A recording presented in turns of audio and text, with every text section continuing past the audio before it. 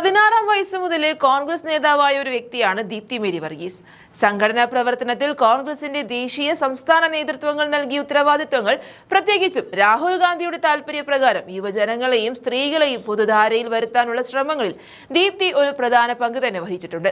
അതുകൊണ്ട് തന്നെ ഒരു മേയറാകാനുള്ള എല്ലാ യോഗ്യതയും ദീപ്തിക്കുണ്ടായിരുന്നു.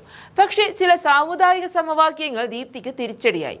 അതുകൊണ്ട് ദീപ്തിക്ക് കൊച്ചി കോർപ്പറേഷന്റെ മേയർ സ്ഥാനം നഷ്ടമായി. പക്ഷേ മേയറേക്കാൾ ഉയർന്ന സ്ഥാനം ദീപ്തിക്കായി കോൺഗ്രസ് നേതൃത്വം നൽകുമെന്നുള്ള കാര്യത്തിൽ സംശയമില്ല.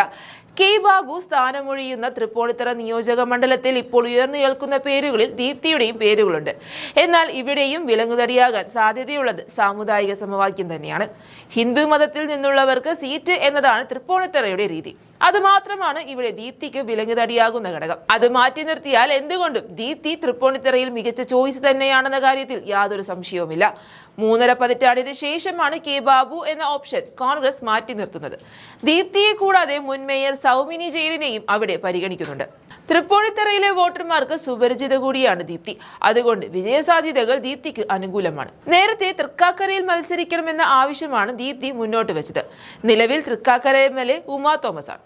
ശാരീരികമായ അവശതകൾ ഉണ്ടെന്നിരിക്കെ അടുത്ത ടേമിൽ ഉമാ തോമസ് മത്സരിക്കാനുള്ള സാധ്യതകൾ കുറവാണെന്നാണ് വിലയിരുത്തൽ. ഈ സാഹചര്യത്തിലാണ് ഉമയ്ക്ക് പകരം ദീപ്തിക്ക് തൃക്കാക്കരയിൽ മത്സരിക്കാനുള്ള അവസരം കോൺഗ്രസ് ഒരുക്കിയത്. ജയിക്കുകയാണെങ്കിൽ UDF മന്ത്രിസഭയിൽ മന്ത്രി കസേര പോലും ദീപ്തിക്ക് മുന്നിൽ ഒരുങ്ങിയേക്കാം. തൃക്കാക്കര UDFന്റെ ഉരുക്കുകോട്ടയാണ്. കൈപ്പത്തി ചിഹ്നത്തിൽ ആര് മത്സരിച്ചാലും വിജയസാധ്യത ഉറപ്പിക്കാവുന്ന മണ്ഡലമാണിത്. അവിടെ ദീപ്തിയെ പോലൊരു നേതാവ് വന്നാൽ ഉറപ്പായും ജനം സ്വീകരിക്കും. PT തോമസ് അന്തരിച്ചതിനെ തുടർന്ന് നടന്ന ഉപതെരഞ്ഞെടുപ്പിൽ കോൺഗ്രസ് സ്ഥാനാർത്ഥി പട്ടികയിൽ ഉയർന്നു കേട്ട പേരായിരുന്നു ദീപ്തിയുടേത്.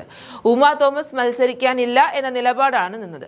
പിന്നീട് മുതിർന്ന നേതാക്കന്മാർ ഇടപെട്ടതോടെയാണ് അന്ന് ഉമാ തോമസ് തൃക്കാക്കരയിൽ ജനവിധി തേടാൻ ഇറങ്ങിയത്. അവിടെയും മാറ്റി നിർത്തപ്പെട്ട ദീപ്തി പിന്നീട് കൊച്ചിൻ കോർപ്പറേഷനിൽ ജനവിധി തേടുകയായിരുന്നു.